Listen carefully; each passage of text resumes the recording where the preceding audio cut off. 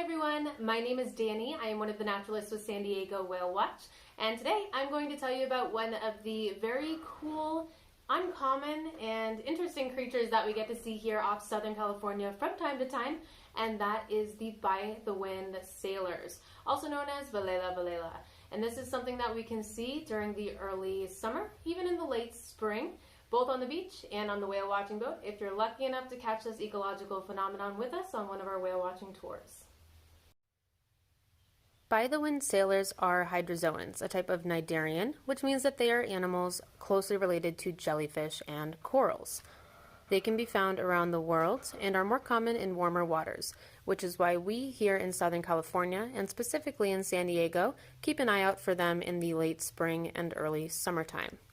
We could see them while offshore on boats or on the beach after they've washed ashore.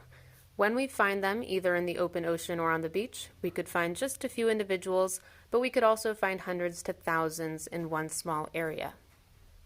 When found alive in the open ocean, you'll see that they live at the air-water interface, right on the surface of the water. Above the waterline is a sturdy sail, which is what these animals use to allow the wind to push them around. Their mobility is dependent on wind and current patterns. That also means that they cannot swim and move their body on their own. They have to allow environmental factors to push them along. Along the waterline, you'll see that the sail is anchored to a flat, oval-shaped and transparent disc-like float. Below the waterline, at first glance, it looks like they have very small and countless tentacles. These are actually little hydroid colonies that bud off into medusae, essentially small jellyfish. These little jellies will then go on to feed and reproduce. So, the best way to describe the Velella is that they are colonial hydroids. They are flipped upside down, living as a free-floating raft or mothership of very tiny medusae. By-the-wind sailors typically reach just a few inches in length and have a bright blue color.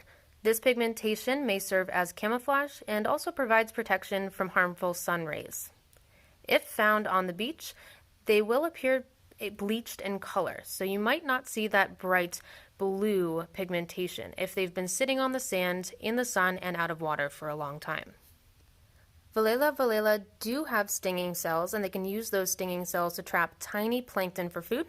They also contain photosynthetic algae in their tissues, which provide a symbiotic relationship.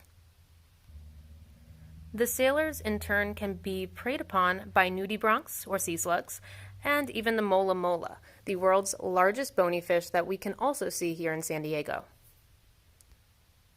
Despite having stinging cells, the by-the-wind sailors are harmless to humans and cannot hurt us upon a close inspections, which means that if you do see them on the beach, definitely take a look if you have the opportunity.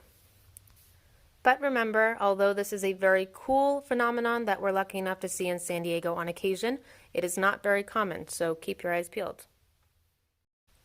Now that is going to be it regarding the by-the-wind sailors. We hope you enjoyed this little bit of learning for today. We hope you're able to find one of these creatures in the future, both on the boat or maybe on the beach. And as I mentioned earlier, these animals are harmless, so if you do see them on the beach, take a look. It's definitely interesting and worth your while to get a good close look at them on the beach once they do wash up. We hope you guys have a good day, and stay tuned for more videos from myself and the rest of our San Diego Whale Watch team.